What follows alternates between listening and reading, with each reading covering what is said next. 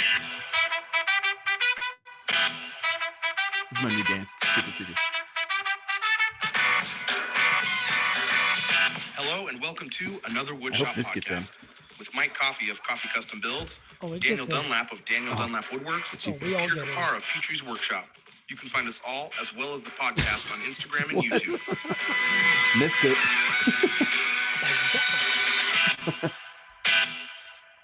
That's 68. Welcome to episode 47 of another Woodshop podcast. And for all of you that need to hear this week, we love you and we're proud of you. In case you weren't hugged, child. Thank you. The listeners. Right. The listen, you too, Mike. E-hug. E-hug. It's socially distant hugging. Yeah. I Speaking don't of know. hugging. Buzzwords. Speaking of hugging, Bear Hollow Supply. Bear hug. No, big thanks That to was Bear Hollow smooth. Supply. That was good. We're probably the best there is. No, big thank you to Bear Hollow Supply for supporting the show and supporting what we're doing here. So we really appreciate them, and we'd appreciate them if you gave them, or we'd appreciate you if you gave them some bear hugs. I don't know. Go check You want out to start over entirely?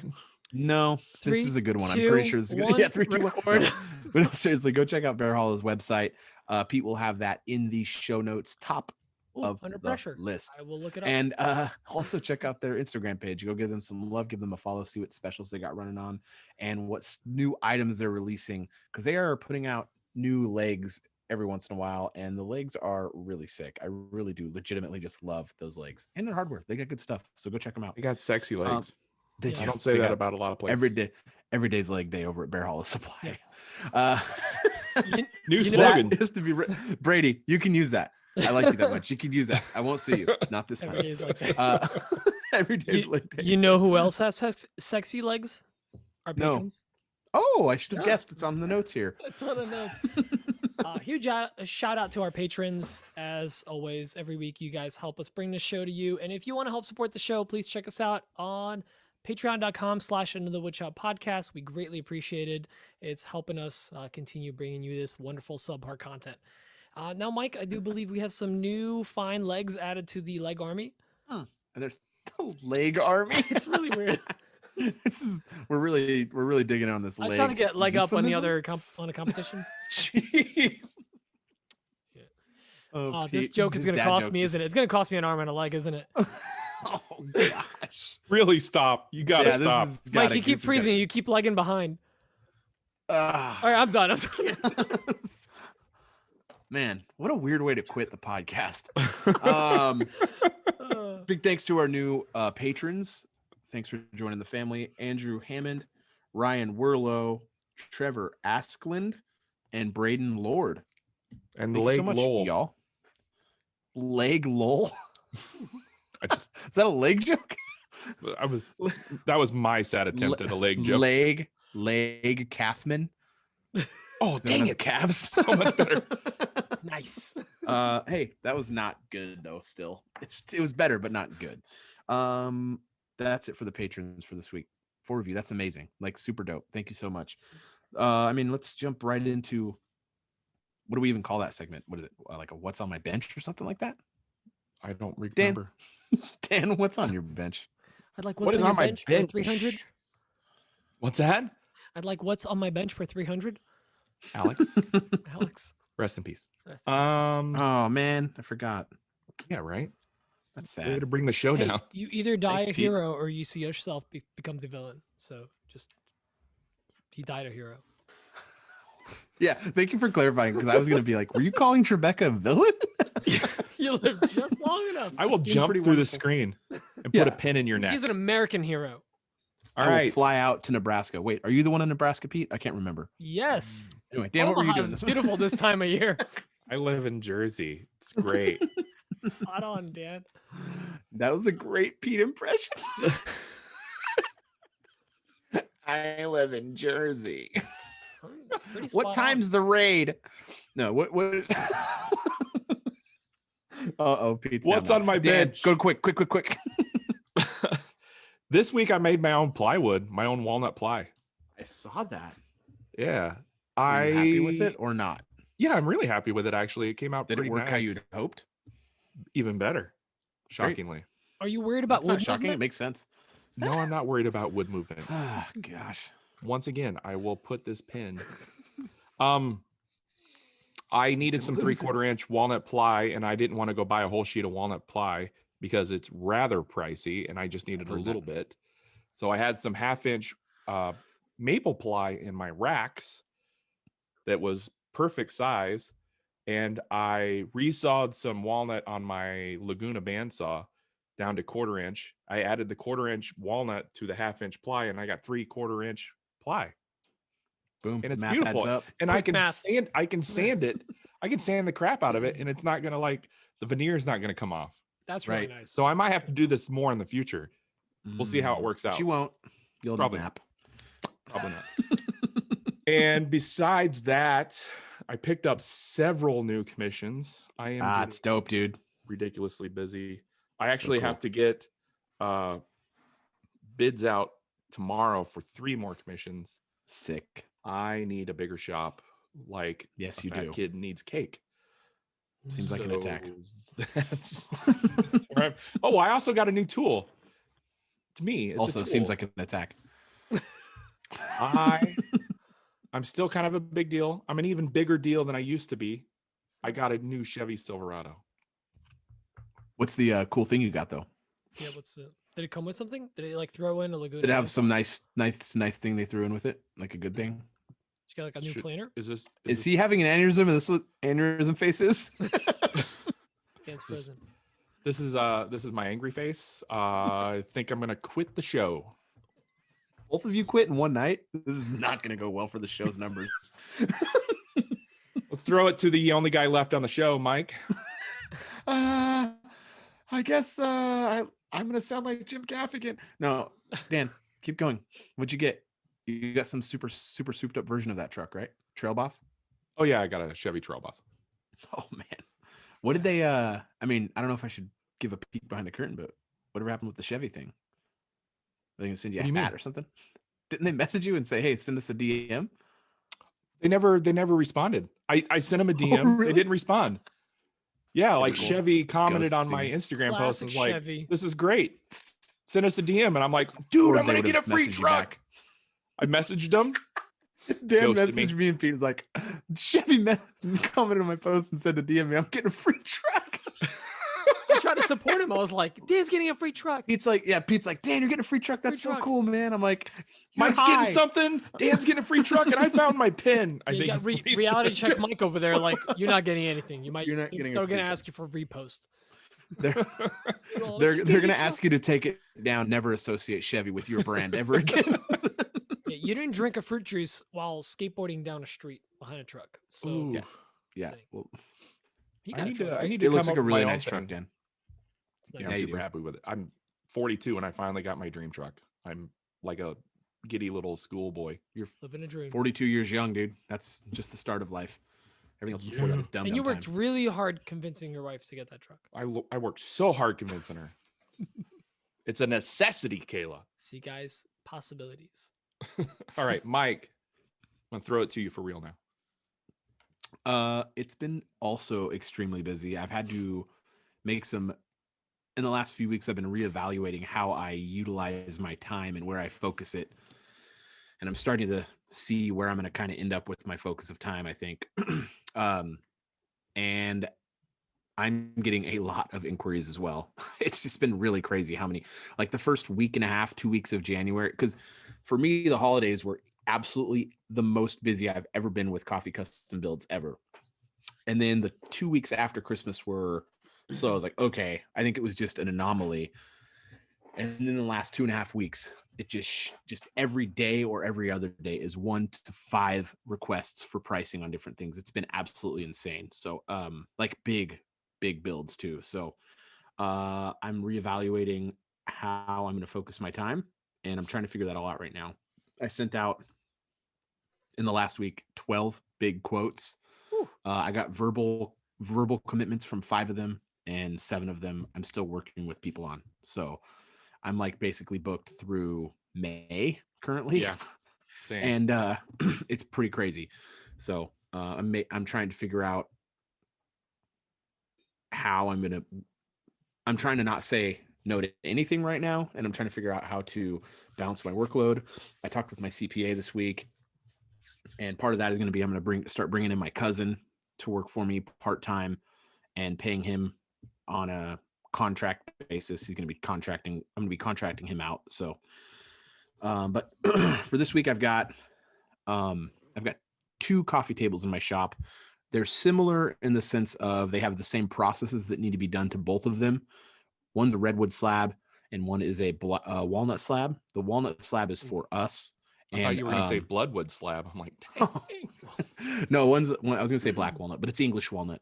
The walnut slab is for us, but because I'm so busy, I'm afraid that if I don't do this coffee table now, I won't do it for months. And because I'm doing another build almost exactly like it, I'm doing it at the same time. That's so smart. That was my thought. Is like, yeah, I was like, if I'm doing this once, I might as well just do them both. So I'm gonna epoxy them both tomorrow in terms of stabilization. Resand them on Sunday. I got a new sprayer coming on Wednesday. I'm very excited about that new sprayer. Very Fuji, excited right? Fuji Q5 is coming on Wednesday. I partnered with Fuji, which I'm very excited about. So that's coming. That's going to make my big. I keep getting these tables, which I love doing table builds. I just think it's so fun. I just really would just do tables all the time if I could. I'm going to spray both of those on Wednesday, and then I've mentioned this table before, but I've had this 2 slabs in my shop for about a month and a half now for a gal who wanted to build her own table. She kind of realized she's a bit in over her head. She's very, very nice. Yeah, she realized that it was going to be a lot of work and you need a lot of tools. I happen to have those tools. So it looks like I'm going to be finishing the top for her and doing the C channel. And I'm going to try to get her to just have me do the base for her as well, just because that way she can just get the table and I just won't do the finish. Essentially, she'll do the finish herself. She can do whatever she wants. So she'll do the finish and take all the credit. Right. I don't care. I'll take the money. She can take all the credit she wants. I don't care. So I've been doing a lot of reevaluating this week, just getting things ready. I'm trying to figure out this loft. I need to get this thing done. This is more than just what's on the bench kind of stuff. My wife and I have been trying to figure out other plans for the future. We're trying to get things ironed out for hopefully big things coming down the pipe in the next few months and definitely this year. So we're trying to figure all those things out right now. So it's kind of what I've been doing. What about you, Pete? Well, I had a busy week until the last 2 days where I kind of been low key because I've been sick. I've been feeling like crap the last 2 days. Actually called out Gonorrhea. A rash come back? No. Everything itches. Everything itches. Scratchy. Yeah, I just been feeling like crap the last 2 days. You still having that really loud whistling sound when you pee? Yeah, it won't go away. And then like that super loud pop at the end. The dog dust comes out. But before that, I think I mentioned a couple weeks ago, I got like a weird amount of inquiries, 3, for radiator covers. That I don't know if that's like the new thing everyone's trying to do around here. I heard it's cold. I heard it's cold, so one of them, one of them came through and knocked it out. I meant to ask you, it's just like a 3-sided box that you slide over it, or is it attached to the wall? Yeah, ironically, of the 3, the one that came through that they actually wanted to get done was inset in a wall. They just needed a cover. Like literally, all I did was like a panel. I threw a panel of MDF onto the CNC. Now, this is why I get really annoyed with my CNC, and I'm finally like hit a wall of like this thing is too small because it only does 32 inches wide, 16 inches deep, and if you throw a corner clamp on there, I got about 13 and a half inches. Ladies. But I want to be able to put like a full sheet. This thing was only 24 by 20, and I want to throw it on there and just get it done in one cut. I had to do it in 3 because the damn thing doesn't fit. So I was getting kind of annoyed. So there's potentially some change coming down the line for that. I'm just still figuring out the logistics and the space and money of that whole thing, but that's down the line. Aside from that, I set up my 3D printers, the 2 minis that came in from Prusa, which by the way, how come I can get something shipped from the Czech Republic in 2 days via DHL? literally in my house in 2 days from Czech Republic, but USPS couldn't get my packages. Because you live in Poland, not really New Jersey. With the backwards R's. Is that what you guys do? That's technically the backwards R is a ya sound, but we'll do grammar another day. Not in my America. Not America. I got them both set up. Here's a fun thing: of my 2 printers, one of them got a blue screen of death. Didn't realize that we call it the old B-side. Yeah, B-side. Yep. I wasn't even annoyed. I was just like, oh, okay, yeah, this is gonna happen. I flashed the firmware, so like basically nuked it and reinstalled the flash the firmware.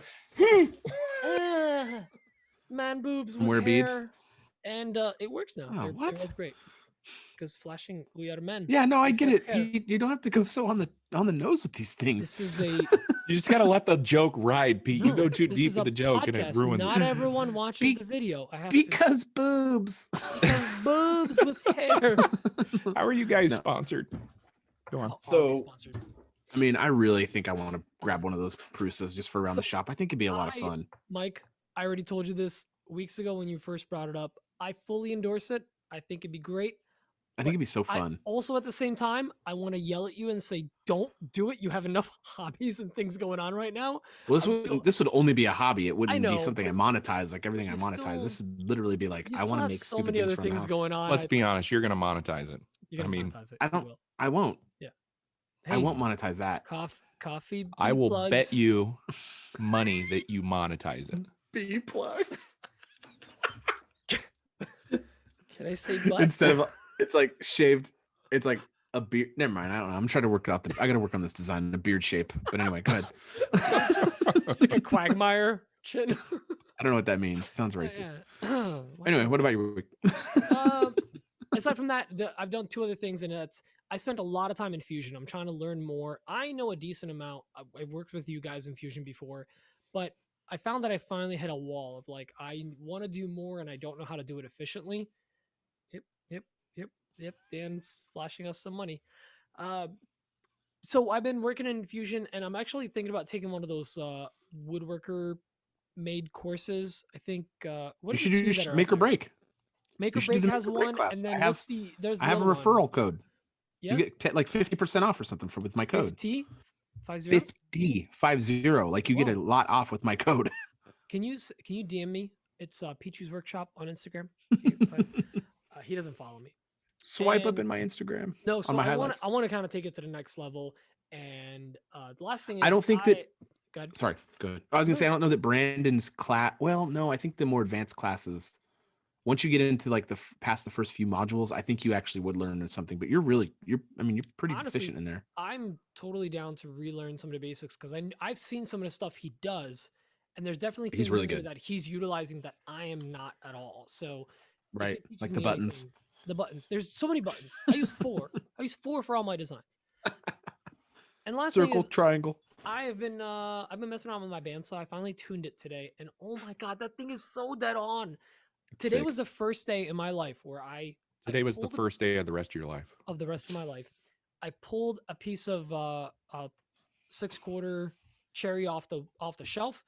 Within cherry shelf. 45 minutes, it is literally a cherry shelf. It's all the like 6/4 and 8/4 cherry, Paduke, all the. I know. Stuff. Yeah. And the thing is, that one side of the shop has all the thicker stock on it that I've been kind of putting off because I haven't had the right saw to resaw it, and I just kept ignoring it and like working with the thinner stock. I finally got the resaw dialed in, and damn, that thing is so accurate. So I took that thing from rough lumber, jointed it, got S4S, split it down the middle, and that thing is perfect. All I have to do is just run it through the sander, and I can glue up a panel. Now I finally know what Mike was talking about in all those videos. Like, this bandsaw is amazing. So it's definitely good. It was just nice to have like a flow in a shop. I was able to knock everything out in about 30 minutes or so. And for the first time in a while, it felt like, damn, this like I finally can like mill lumber and really enjoy it.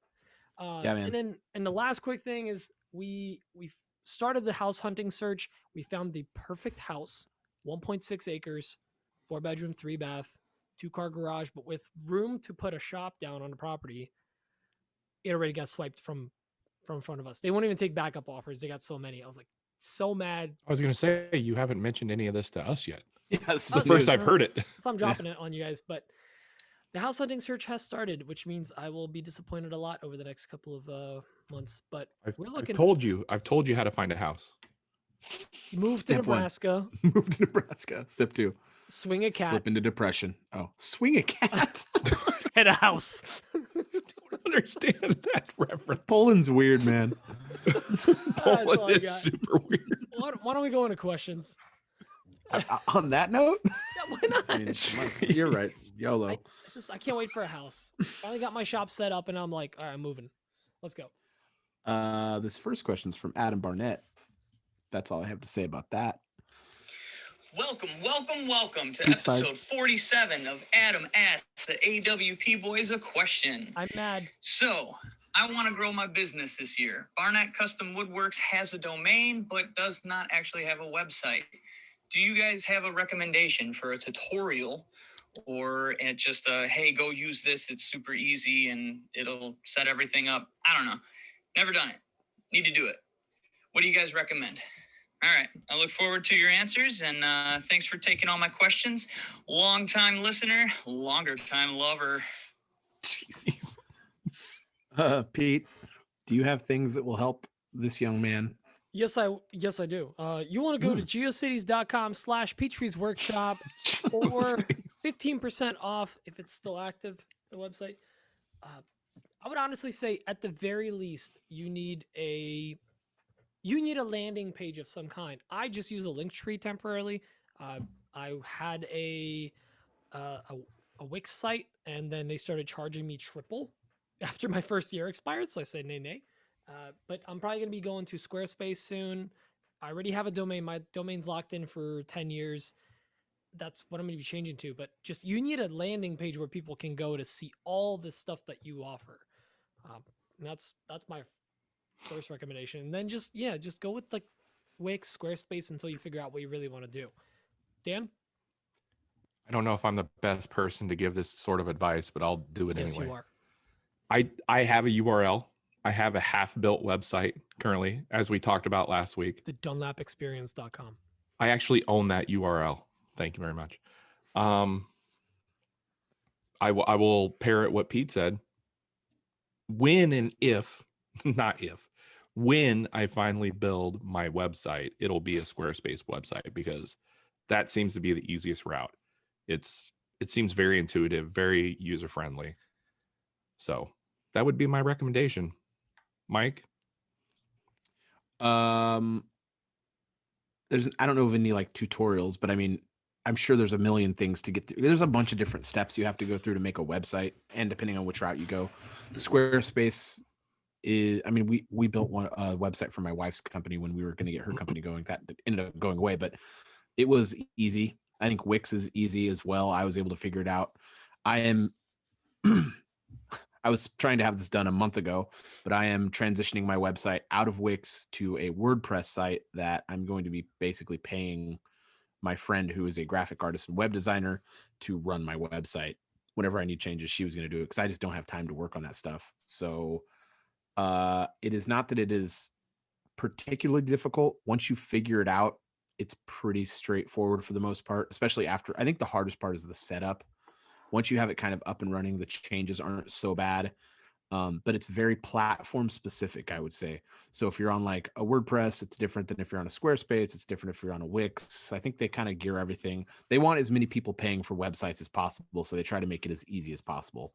So Adam, I'm confident that you'll be able to figure it out quickly. Pete? Number one thing I could recommend that we all kind of touched up on, get your domain immediately. Yeah, lock that. Tonight.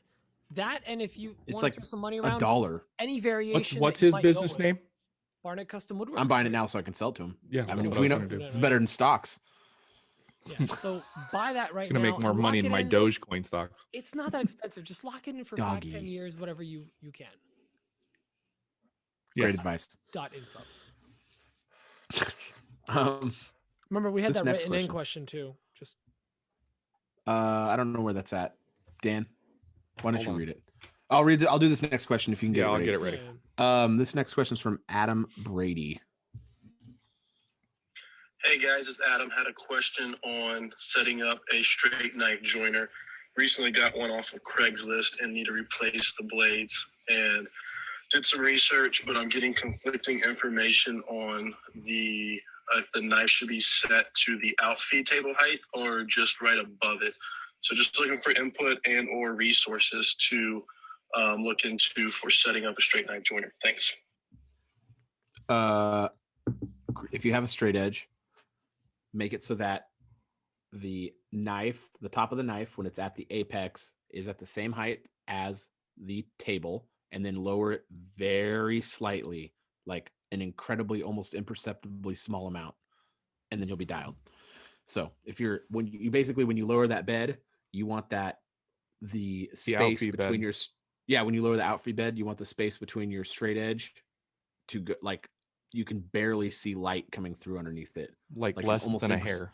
Yeah, barely less than a hair. So that's kind of the best way to do it. I don't think we need to have anyone else answer that, right? Yeah. Well, I have a little tip for that. Pete's got something. 3D print a joiner. No, if you just put if you have a level that has like a nice flat bottom on it, put it on there. You should set it so that when you rotate your teeth, it pulls it a they little. Should just literally just like notch it Scoot over, it. like an eighth. Scoots it like an eighth of an inch. Yeah, that means that's exactly right, Pete. Just barely catching it, and try it. It's a straight knife, so you can adjust it. So the front, center, back, all the way across the thing. That's it. Good advice, Pete. Very smart. That is very important. That ditto. Adrienne Vita has this question. Hey guys, it's Adrienne here from Hickory. Nope, you do yours. I'm sorry, Dan. We had a written-in question from Adam Knapp. Thank you very much, Adam. Do you have any suggestions? Loves his last name. Huh? Dan loves naps. Oh, I do. Enjoy naps. What's unfortunate is my naps are probably going to go away because of all the work I got. But anyway, do you have any suggestions for a kid-safe finish? I'd like to make some simple toys for my 1-year-old and was curious if any of you had suggestions on a safe finish or none at all for simple wooden toys that will inevitably end up in a child's mouth. Mike. Dan. Oh, me. Okay. You can do Odie's is great. Walrus oil is great. And then if you're going to paint it, that milk paint is kid safe or food safe, I guess. So, Pete. All of those, and technically, if you just use some mineral oil, cutting board finish, Howard's, any of that stuff, that's food safe. And Dan's got the last answer that is technically correct. Butter. Oh, indeed, so delicious. Salted butter. No, I'll say ditto to everything they said, and I will also say that whenever a finish is cured fully, it becomes food safe, inert, and I think it's fine. But if you want to be extra cautious, go with something organic like what those two guys said. Lacquer does smell delicious. I mean, it's not something you need to be overly concerned about. It's not gonna harm anything. Dan was chewing on paint chips when he was 3. Look at me, I'm fine. The lead they used to use leads to sweeten wine, so it's very sweet. It's very sweet. Tastes like metal. This next question's from Adrienne Vita. As I said earlier, on accident, stepping over Dan. Hey guys, it's Adrienne here from Hickory Homestead Creations, and my question for you guys is something along the lines of cutting boards. So A, do you guys always put feet on them? If you do, where do you get them? And B, usually what kind of what thickness do you guys go for? I started off with 2 inches, and I realized that I didn't want to I should have planned it out better. So I have a pretty beefy board because I didn't plane off another like ½ inch like I guess I thought I would. I don't know. So anyway, I was just kind of wondering. All right, cool. Thanks. Bye. Pete. I forget what the Home Depot brand is, like Everlast, something like that. Yeah, it's something like that. Something. Yeah, it's like an orange package. It's not Home Depot brand. They just happen to carry it. I just picked those up. They're like $1 something per pack. I found that the ones on Amazon that come in like mass bulk are really not good quality. They're pretty crappy. So I just picked those up. They have a washer built in. They're water resistant.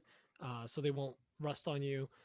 And that's what I use. I just pick up a bunch of packages and I literally hang them up on my pegboard, and that's it. And I usually shoot for like, honestly, I think a cutting board should be a little thicker, have a little weight to it, so it doesn't move around on you. An inch and a half minimum, 1.75 inches probably ideal. 2 inches is like real nice board. Man, that you like have for you years. like beefy boys. I like beefy boys, but I think 1.5 inches to 1.75 inches is what most of the stuff that I've made. Kind of girthy. Yeah, boy. Boy cave. Mike. I don't.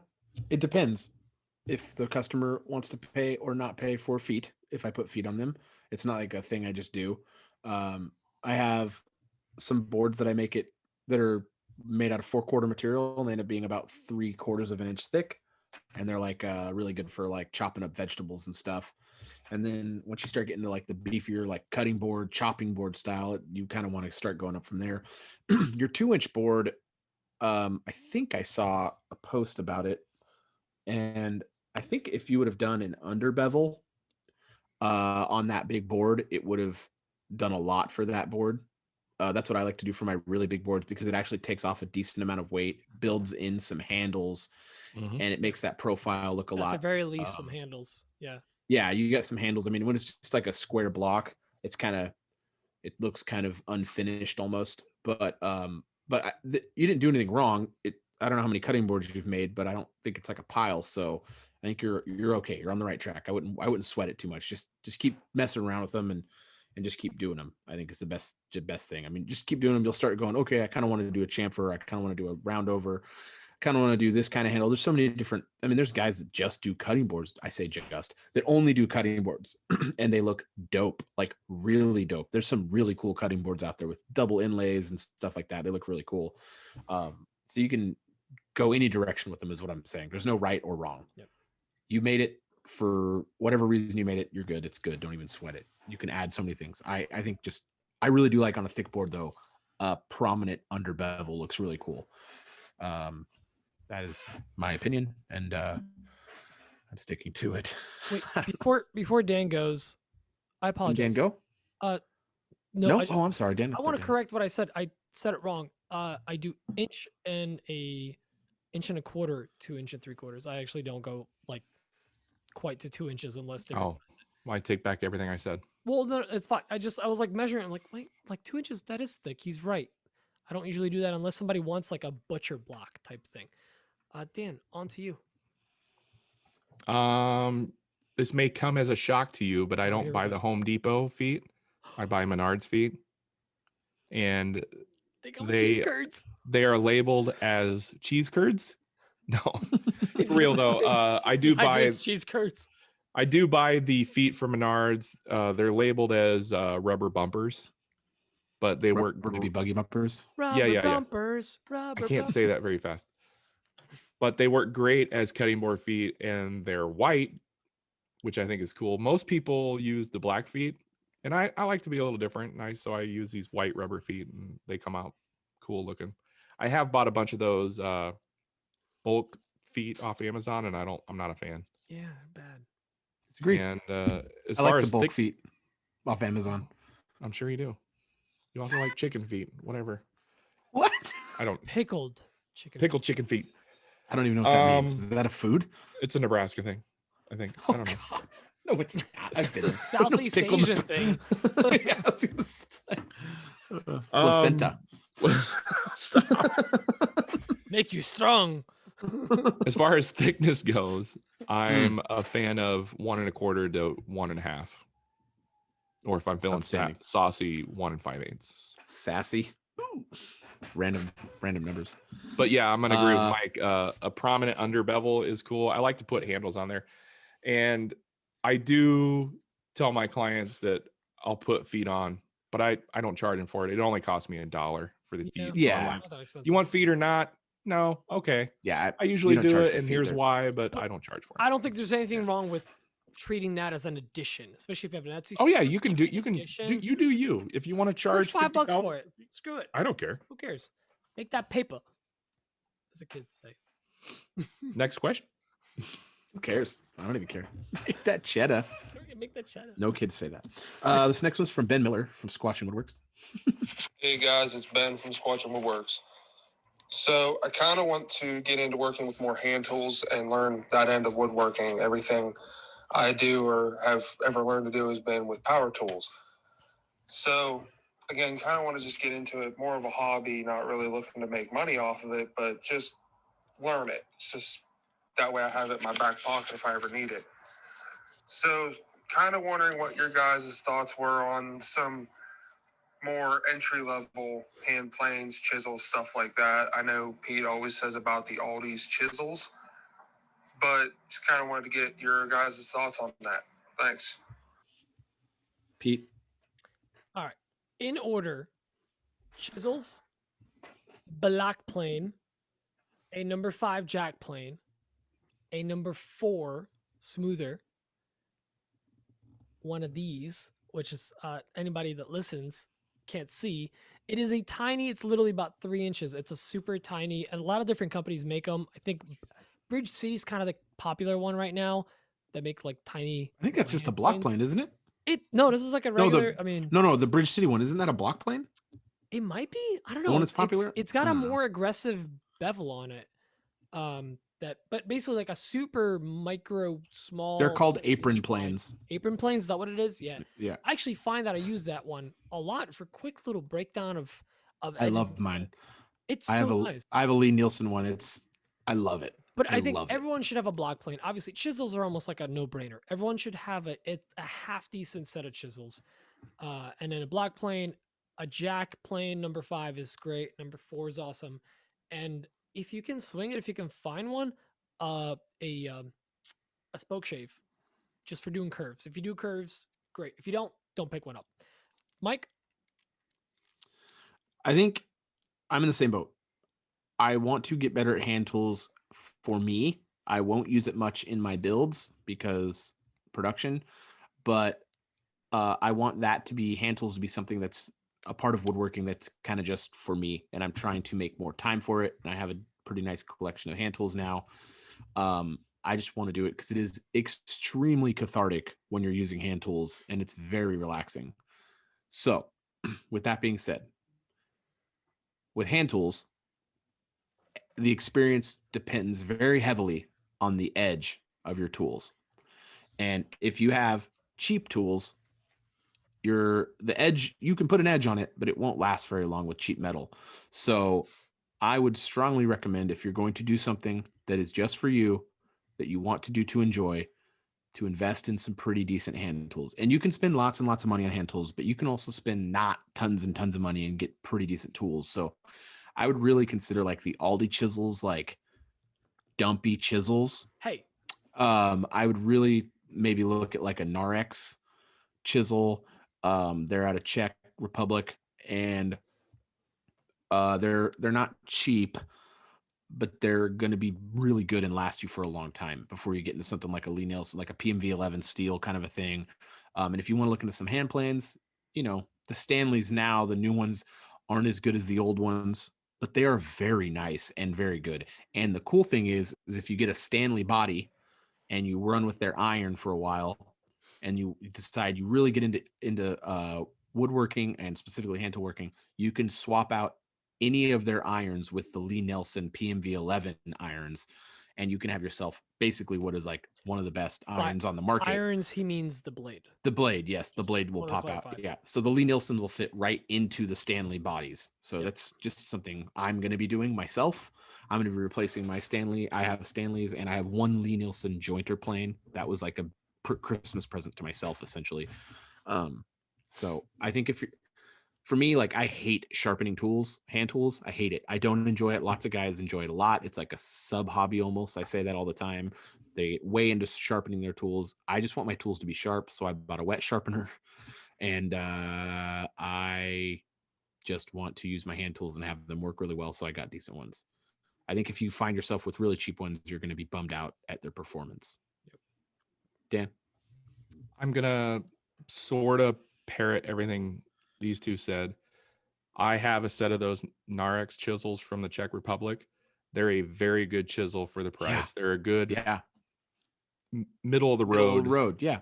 chisel. They're great. I'm going to touch on something they didn't bring up, which is a good set of like hand saws. Yes. Like Yes. a couple of Japanese pole saws, like a Ryoba, which is a double-sided like cross-cut rip cut saw. They're usually a very thin kerf and they cut on the pole stroke. You can also get like a really nice cross-cut saw or a dovetail saw, Japanese style. Super recommend those. I use those all the time. Even though I have power tools galore, I still find myself gravitating towards the pole Still saws need hand that I tools. have. Yeah. Yeah. 100%. Super, super handy to have in the shop. Get yourself some nice Japanese pole saws. You can go with Squeezan, or you can get, I even use a cheap Menards Ryoba saw. It's a Suzanne is good, and Zet saw is another. I have a couple Yeah. of Zet saw Yeah, Japanese saws. They're really nice. I would put them and Suzanne on neck and neck with each other. I can't even remember the brand that Menards carries, but it's actually pretty good. I mean, you can even get an Irwin Ryoba saw. Not so great. The handle's it's not great, but it'll get the job done. Yeah. Anyway, Cool. Giveaway? Yeah. Oh, yeah. Yeah, We probably should do the halfway giveaway, through. huh? Yeah. Yeah, we are are. we gonna do the giveaway? Might as well. Is that I cool, Dan, or do you need me to read another one? suppose- No, I got it. We're ready. cool. We're ready. He's ready. Last Such a week professional. we gave away We. Hey guys, this And is by- Caleb from the Up North. It started playing the next question. I don't know why I did that. I wasn't even in that program. What the heck? we're pros. We're Sorry, pros. Dan. Sorry, Dan. All right. Last week we gave away, thanks to Macbeth Hardwood, a SawStop 10-inch standard brake cartridge. That's an $80 value, and MacArthur Woodworks won that. Nice. Congratulations. Thank you, dude. Macbeth. If you don't have a Congratulations, man. SawStop, maybe reach out to Mike and he'll buy it at 3 times the No, retail I rate. won't. That's not true. I probably. This week, sponsored by Macbeth Hardwood, we are giving away a Walrus Oil like furniture pack, some furniture butter, furniture wax, and furniture finish, all by Walrus Oil. I think Rusty put that in there just because he knows I have trouble You can't say saying it. Walrus Oil. That We is got a you. $76 value. Thank you very much, Macbeth. Code words. I got a couple. Let me know what you think. Number 1, the AWP Leg Army. So dumb. Was that in the main show? Oh yeah, that was in. That was It was in the right up very the front. beginning Right up Right the at the beginning. front. That was really stupid. Oh, when we were making the leg jokes, thanks to Bear Hollow. Or we can go with make that cheddar. Mm-mm. No, Can we not do that, please? Make Please, that can we All right. erase all memory of make that cheddar? we're going to go with AWP Leg Army. You need to send that phrase to us in an email at awpgiveaway@gmail.com. Once again, thank you to Macbeth Hardwood for sponsoring Thank you, week Macbeth. 33 of our giveaway. Hey, Can you favorite believe Lord of it? the Rings character? Go. Mine? Legolas. Spock. Legolas. Oh, geez. I didn't know where this was God. going. This guy. He really duped us, Dan. Yeah, Yeah. you're right. That was a stupid movie. I prefer we to Big fire Pete now? Legowski. Have you just been writing leg jokes this whole time? He's not even paying Time. attention. Just all. Hey, this next one is gonna be legendary. Never mind. I'm like, Who taught this guy English? Gosh. All right. This next question's from Kaleb Jordan. This is a travesty. Hey guys, this is Caleb from the Up North Minnesota shop on the IG. I just wanted to tag off that question from last week's episode about the future of woodworking, and see if you guys had anything, maybe like the top 3 to 5 tips if somebody were going to go to woodworking full time that's currently doing it as a hobby. What are the top few things that you guys would say needs to happen before that, and some steps that you would take before you jumped all in to be full time? Thanks. Well, since neither me nor Pete are full time, we'll throw it over to Dan. You're going to want to make sure you have a solid business plan. You're going to want to make sure you got a client, not a client base. Yes, that's what I'm looking for. And Sleepy Dan strikes again. You're gonna want a client base. You're gonna want some sort of client base. Like, it's gonna be really tough to just jump in without any sort of like client base. Yeah, that's gonna be tough. It's gonna be tough. So, you know, start building that as you're a hobbyist, and you're gonna want some a little bit of capital maybe, so you can pay the bills. That's my best tips for you, I guess. And a lot of luck. Maybe buy some lottery tickets. Throwing that out there. Maybe ignore that last one. Maybe buy some GameStop stock last week. This is AWP does not offer investing advice, nor should you listen to us about any of that. Thank you. Well, Pete, do you got any tips for this guy? Sorry to wake you up, Dan. I don't know, Pete. Whatever. Who cares? Yeah. What Dan said, yeah, you want to be established a little bit, but I think, and this applies a lot to content creators going full time, but I think it should apply to every business, and that's multiple revenue streams. If your only revenue streams, like you took out a loan, you bought a bunch of tools, and you're like, I'm going to be a woodworker. I know what I'm doing.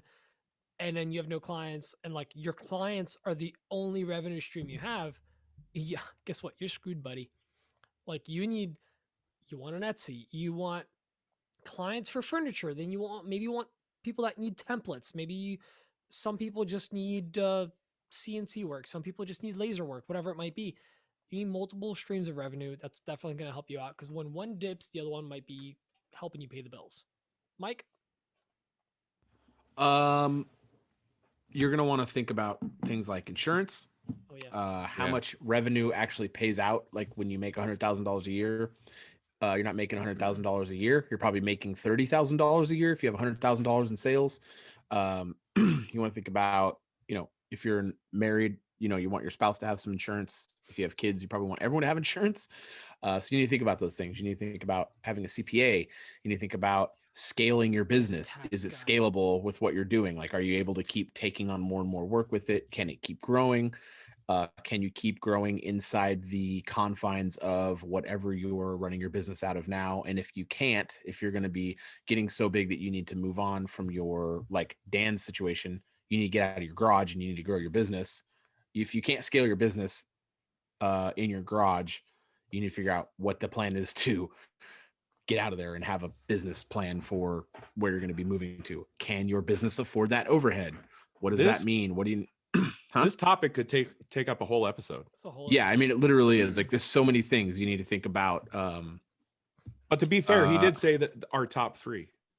That's right. And we've covered 30, so we've answered this question. This next question is from Chad Hibbs from the internet. Hey guys, Chad from Chad's Workshop here. My question this week is related to pricing projects. I recently agreed to build a desktop for a friend of mine. They're looking for something that's 80 inches by 24 inches by 6.25. Now I'm running into issues that my lumber supplier doesn't really carry anything that's 7 feet. They're mostly 9, 10, 11 foot lengths. So, whereas I would usually account for 20% waste, I need something closer to 40% waste. So would you charge, for the full 9 foot piece and say, hey, that's what I can get, I'm going to charge you for that? Or would you charge more for what they're looking to use? Interested to hear your thoughts. Thanks, guys. You should never take a loss on material for a customer's order, no matter what. If you can avoid it. Yeah, you need to do your due diligence, and maybe if you normally buy from one lumber yard and they don't have the thing you need, you might need to check another lumber yard just in case, which sucks when you have to do that, and it always feels bad because everyone wants to be loyal, but sometimes you got to check another place just for the best of your customer. You can't be like, oh, that doesn't exist in this marketplace. No one has, 6 foot stock. And then they're like, I just talked to this other guy. He buys from this other place and they do have 6 foot stock. I'm going with them. So you need to do your due diligence. But ultimately, I, for example, have that table I was talking about. I knew it was going to be a hard get for what I needed to join these two slabs together. I actually could not find it. Macbeth did not have it by chance right now. They did have some they had just sold. A couple other places didn't have it either. I had to check there, but I ended up having it buried in my racks. I had what I needed. So you really need to do your due diligence. Oh man, that was not good. Do your due diligence. But can't speak English now. Huh? Yeah, who's bad at words now, dummy? No, we you need to do your best to get your customer the best price and check your options. Obviously, you want to stay with the person you're loyal to as much as you can, but you should not have to pay or take it in the pants for a piece. I mean, if the piece doesn't exist, it's not your problem. You're not the one who actually wants it. Not to be super blunt and rude. So that's my answer. Daniel? I would never tell my clients that, well, I can only get 9 foot, so I'm going to have all this extra. Don't tell them. You just say, this is what it's going to cost. Yeah, they don't know any different. They don't care. They're focused on the end product. So what I would do is, you charge them for the materials that you're going to have to buy, whether it's 7 foot or the 9 foot or whatever. And if I have a little extra, and I've mentioned this before, I'll throw in a little cutting board for them or something, and that'll just blow them away. That's one of my, one of the things I always strive to do for clients is undersell, over deliver.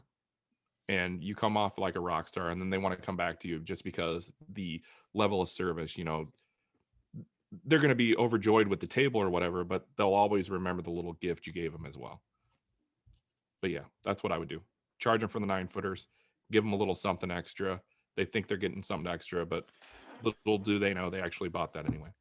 And sorry, Pete, and something like what Dan's saying, very realistically, this customer has no idea what lumber costs. Mm-hmm. And it's exactly what Dan's saying. You're not going to be like, well, here's how much the material is. Not going to be like, that's not how much walnut costs per board foot. That literally will not come up in a conversation. They don't even know what a board foot is. They don't even know how to price lumber or go buy it. So you just tell them what the price is and don't worry about that. You're thinking about it as a woodworker.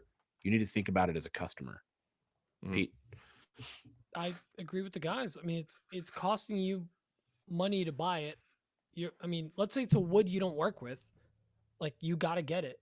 Maybe you never work with, I don't know, hickory, whatever. You never work with it and you never pick it up. And the person wants a hickory desk or something. You got to pick it up and you got to buy all of it. So you got to be charging them for all of it. And if at the end of the day, even if you don't give them the cutting board, guess what? You got a couple of cutting boards for the holidays. Oh yeah, absolutely. That's lumber that ends up in your rack that you can use for other projects. That's the cost of doing business. It's just like, all right, this saw blade is dull. I need a new saw blade for this job. You're going to charge them for the saw blade. You're not going to do, well, I'm only going to use it for 10% of the blade life. No. If that's what you can get, that's what you charge. That's it. This next question is from Jay the D from the Big IG. What's up, fellas? Tyler here from More Than Whiskers That's not Trading right. Co. That's not Jay the D. His voice is so Gosh, weird. Super deep. That's definitely going to get fixed. Definitely not. Hey guys, it's Jay the D, better known as Josh the Dad, This one part of Big doesn't IG, actually coming play at you Pete. this week with a non-woodworking question. So here we go. You guys do a fantastic job of communicating within this woodworking community on the Big IG. But have you ever communicated with somebody outside of that community? Maybe, I don't know, maybe it's something random, Dan, you've got photographers that you have questions you got to send to, and Pete, maybe it's medical IT stuff, and Mike, maybe it's somebody with beard oil issues. Who knows? But have you ever done that and then they never respond? That happened to me this week, and I just sent a question on something I was working on and sent them a video because I was trying to figure something out. And I saw that they played it, but they never responded. It's like they're gone. Now, I want to be hip, like all you young kids out there. So is that called ghosting? And then, should I just crawl up in the corner and lay in the fetal position and cry about it? Or, I know there's nothing I can do, but I was just curious. Have a good week. Pete? Well, Josh, yes, that is what the kids call ghosting. And I feel like I don't know, personally, I've definitely ghosted people by accident. Or I was in the middle of something, opened up a message. I was like, oh yeah, I got to get, I'll respond to them in a little bit, but I didn't mark it as unread again. It sat there Right. and then bye-bye. It's not intentional. But I mean, I think you don't have to go outside the woodworking community. We've probably all reached out or tagged someone who we look up to in regards to something that we like that they do, that we wanted them to notice, and we got no response. So it happens, you know. The woodworking community is kind of very unique where like everyone's very friendly for the most part. I haven't found this level of For the most part. cooperation anywhere but in this community. As far as any of the other communities that I'm like medical IT, Polish community, or you know, whatever. Polish community, very rude. Everyone knows Dan? that. I agree with that. But yeah, I know Mike and I get a lot of messages. I'm pretty sure Pete does too, even though he probably only gets about half the messages Mike and I get. It's easy to lose those messages, like Pete said. If I happen to see the message and I'm like, oh, I need to get to that later, and you forget. A couple beers later. Well, yeah, like I think Mike and I have talked about this before, and I'm pretty sure Mike gets more messages than me even. Yeah. I get 50 to 100 messages a day, so it's easy to lose them. And I try to respond to everybody, but you know, sometimes they slip through. But I understand where you're coming from. I send Justin Timberlake messages like every week, and he hasn't responded to me yet. Someday. Son of a britches. Someday. Mike, what do you got? Yeah, it's getting increasingly harder to be as available as I really like to be or try to be in the community for people. I mean, right now I have 27 messages since we started the podcast. Yeah. Damn. And that's honestly very high for normal. So I have a lot of questions there. I don't even know what's going on. I don't know if there's something going on, but the world is ending. Yeah, nothing important, I'm sure. But people, you know, I'm in a very fortunate position where people want to ask me a question, and I take that for what it is. Like people feel that they can come to me and ask me a question. So I try not to take that for granted. The bottom line is I do have a lot of things going on. I have my day job. I'm trying to run a small business. I'm trying to be active in social media, trying to do all these different things. And a lot of times what happens is I got a message. I'm trying to think of the answer. I'll either get a phone call or another thing will come through. Something comes up and it just gets missed. And I feel terrible. And what I really try to do is if I know for sure, like Pete said, if I know for sure I'm not going to get to something, I do the unread thing and I come back to it later. Well, sometimes they get bombarded with messages and then they get moved to the bottom. And then I even miss it with the unread, with them being marked unread. Well, you know, Instagram has this ability to filter by unread. And I try to do that every like week or so. I check the filter by unread and I'm like, oh God, there's like 15 or 20 in here that I missed. And I'm like, I'm so sorry. I'm trying to catch up. And you know, everyone's usually pretty cool about it. But I use the flag feature and I try to filter it by flagged. And sometimes that doesn't work the best. It's the worst.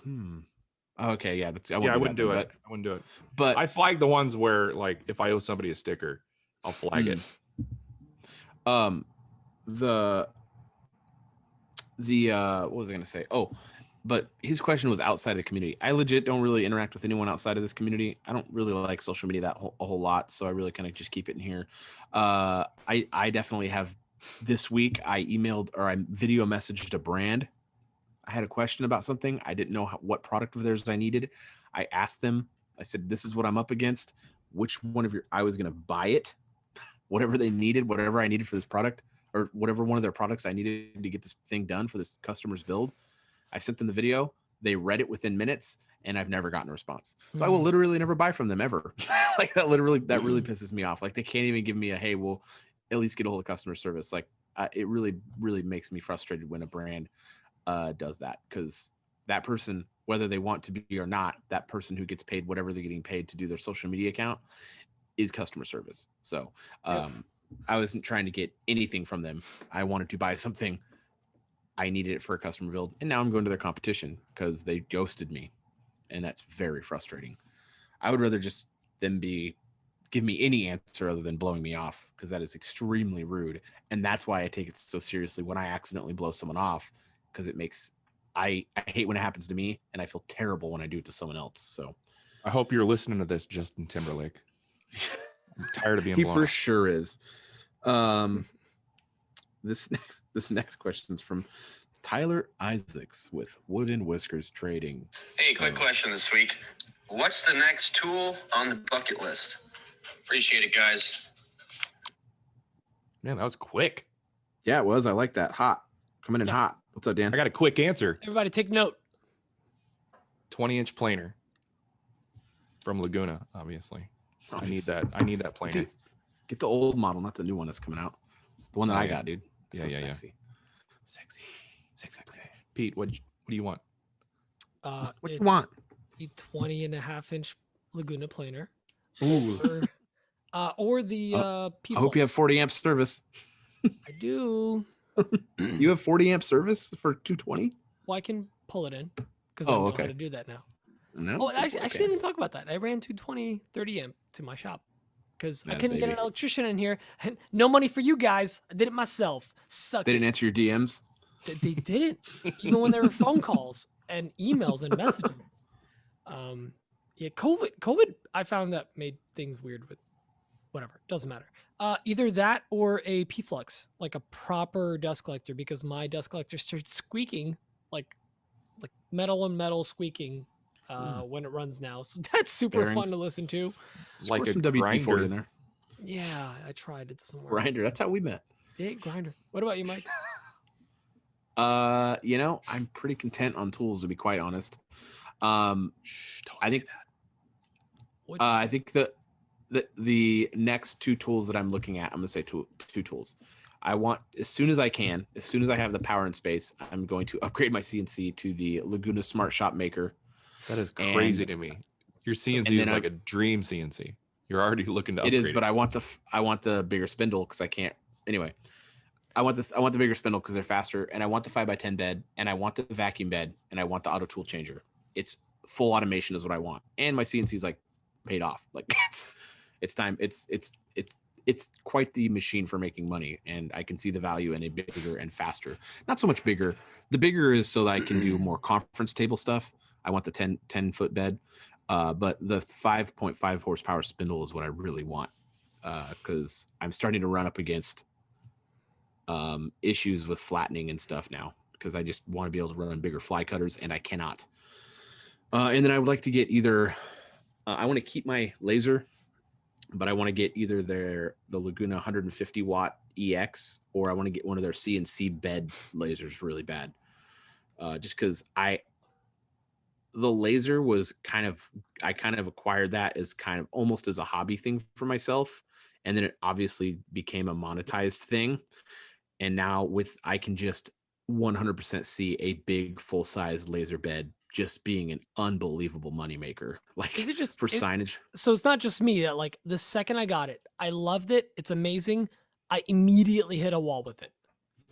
Yeah, that's the thing. Like, I immediately was like, oh, I'm already outgrown this see bed. The potential. Yeah. Already but I can't do it. I can't do it. Yeah. Like, and I'm weak, I guess. Not powerful enough. No, I mean, it's just, it's not powerful enough because so it's great for engraving. Like, I think the bigger lasers can't even, like, you really want a smaller power laser for engraving just because the speed, you can run it at like really fast speeds. It's for cutting that you really want the big lasers for. They're so fast because there's so much power coming through them. So I really want to get, ultimately, when I have my ultimate dream shop, which hopefully is not too far out, I've got the Smart Shop Maker, and then next to that is a laser CNC, and that's dream scenario. And then if we're going down the route of tools that we want really bad, the other one I want is a bandsaw mill. No, a bandsaw mill. I want a bandsaw mill. I want a real big, like, either the Woodmiser, I think it's like the 2500. Would you want the Cremona bandsaw mill? Oh, legit. I own the plans to that. I would definitely do that for sure, but I don't have the time and I don't have the skill. So I'd have to like hire some metal fabricator to do it for me.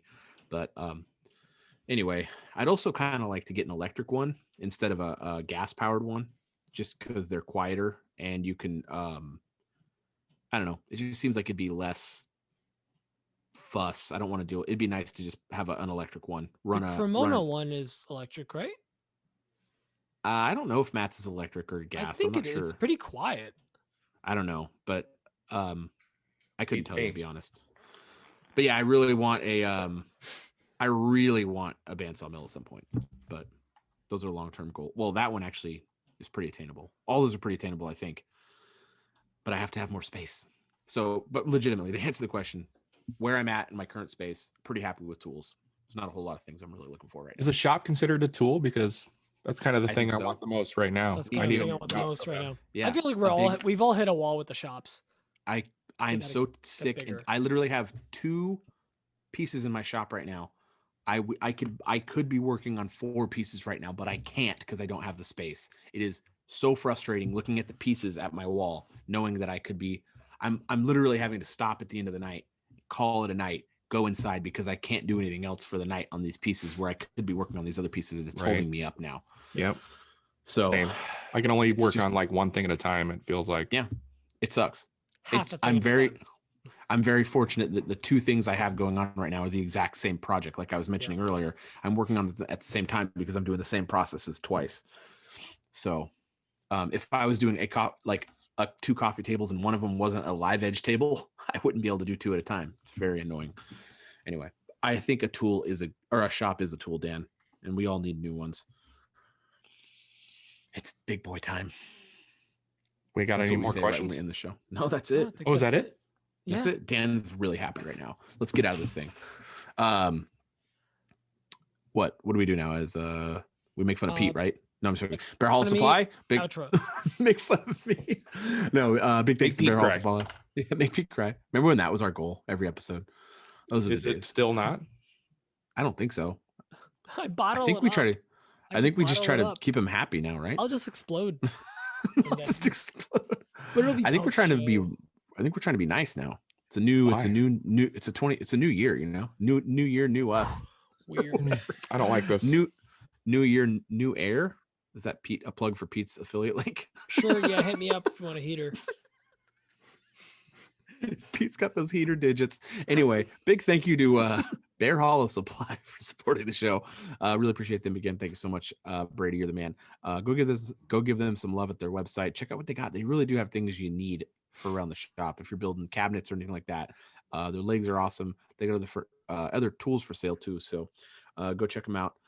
Big thank you to our patrons. You guys are amazing. We really seriously, really, really amazing. We really do this for you. Like really, a lot of this stuff we always, you're top of mind when we're thinking about the show. Obviously, sponsors as well, but our listeners and patrons, we want this show to be for you, enjoyable.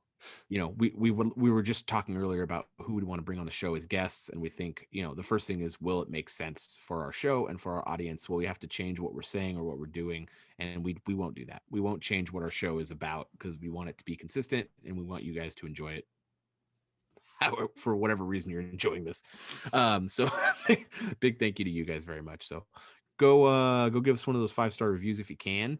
We haven't seen that goofball 1-star reviewer anymore. That guy seemed to have stopped. But we got a new 3-star. Whoever he may be. Or she. Or she. Whatever state they're from. No. You're getting too close. You're doing that thing again where you explain the joke too much. No. Yeah, big thank you to all you so much. I think that's kind of it, right? No? Kill it? Jump out of this thing? We got anything to add? No? Buy AWP stock and hold. Hey, have we pimped the Etsy store at all? Guys, we got gear. Guys, check out we should do that. AWP We're good at business. AWP podcast Etsy shop store. Shop store. It's in the show notes. Check it out. Yeah, seriously, check it all out. Some sick designs by Dan. Dan makes some sick designs. They're fire. They're in a free app. Yep, he does a great job. Super free app. What a bird. What a little underhanded comment. From whatever state it may be. All right, let's go to the show. Okay. Okay, bye. Bye. Love you long time. Oh, I have to keep Dan. You got your love you long time in there, right? Love you long time. Maybe. We don't have to kill it yet. I didn't kill it yet. Did you kill it? I killed it. I killed mine. It doesn't matter. As long as Dan's love you long time is in there, that's it's like no big deal if it doesn't make it. It's no big deal. Say one right now. Record one. No, add one in there right now if it stopped. Add one right Seriously, now. It needs to be in there. It won't be right. All right. Just hit record. Love you long time. Okay, thanks. I can fit that in. It has to be in there. I know it sounds weird, but it has to be in there. Dumb. It's not. It's a. Oh, it's I know. It's a cornerstone.